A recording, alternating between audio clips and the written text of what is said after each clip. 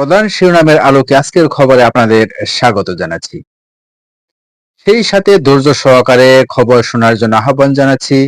প্রথমেই যে খবরটি নিয়ে আপনাদের সামনে হাজির হয়েছি তা হলো, বিমানবন্দরে কিন্তু বিজিবির সাবেক মহাপরিচালক আটক। আরো কিন্তু গরম খবর আছে, আপনাদের মাঝে অল্প কিছুক্ষণের মধ্যে আমি তা পেশ করব ইনশাল্লাহ। ধৈর্য সহকারে অপেক্ষা করবেন। এদিকে সহ সমন্বয়কের বাড়ির দেয়ালে লেখা কিন্তু মৃত্যুর জন্য প্রস্তুতি নাও। এটা কিন্তু সত্যি দুঃখজনক বিষয়। এই ধরনের কথা, এটা জাতির জন্য কলঙ্ক।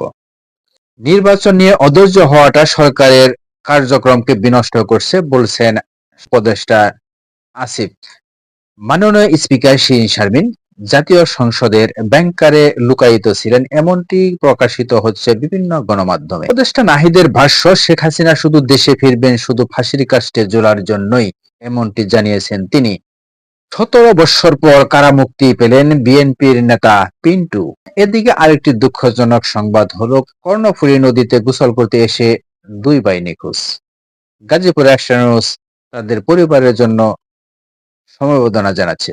যারা সোনা প্রেমী, যারা সোনার অলংকার নিয়ে ব্যতিব্যস্ত থাকেন, সেই তাদের জন্য একটি খবর আছে কিন্তু এবার, সেটা হলো বাজারে কিন্তু স্বর্ণের দাম কমে এসেছে। আপনারা জানেন কিনা জানি না, তবে আপনাদের জানিয়ে দিচ্ছি।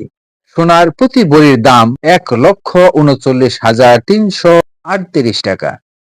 এবার আর আপনাকে ঠেকায় কে? বানিয়ে ফেলুন আপনার পছন্দের অলংকারটি। আরেকটি খবর, সেটা হলো বাংলাদেশের জন্য অত্যন্ত গর্বের বিষয়। সেটা হলো ভারতের পাঙ্গারচুলা পর্বতের সুউচ্চ চূড়ায় 4 বাংলাদেশি যুবক বাংলাদেশের লাল সবুজের পতাকা উত্তোলন করেছে। সেটা সত্যি বাংলাদেশের জন্য এক গর্বের বিষয়। এই ধরনের খবর শুনলে সত্যি আনন্দে বুকটা ভরে যায়। তবে আরেকটি খবর, প্রেম মানে না কোনো বাধা। প্রেম সেই সুদূর পাকিস্তান থেকে আসা যুবক খাগড়াছড়িতে এক যুবতীর প্রেমে টানে পড়ে এসে তাকে বিয়ে করেছেন। এই খবরটি ইতিমধ্যেই বিভিন্ন গণমাধ্যমে ঝড় তুলেছে। এদিকে কিন্তু জনের সাথে বিপাশার যে প্রেমের গভীরতা তা কিন্তু প্রকাশ পেয়েছে। অবশ্য গণমাধ্যমে তা প্রকাশিত, জেনে নেবেন। আরেকটি হাস্যকর ঘটনা কিন্তু ঘটে গেছে, যা অত্যন্ত অত্যন্ত হাস্যকর এবং ভাইরাল হওয়া খবর কিন্তু। সেটা হলো, উত্তেজনার বশে এক নারী ভক্ত বরুণের নিতম্বে চিমটি কেটেছে। সবার সুস্থতা কামনা করে গাজীপুর রেস্টুরেন্টের পক্ষ থেকে আপনাদের স্বাগত জানিয়ে আবারও বিদায় নিচ্ছি। শুভরাত্রি।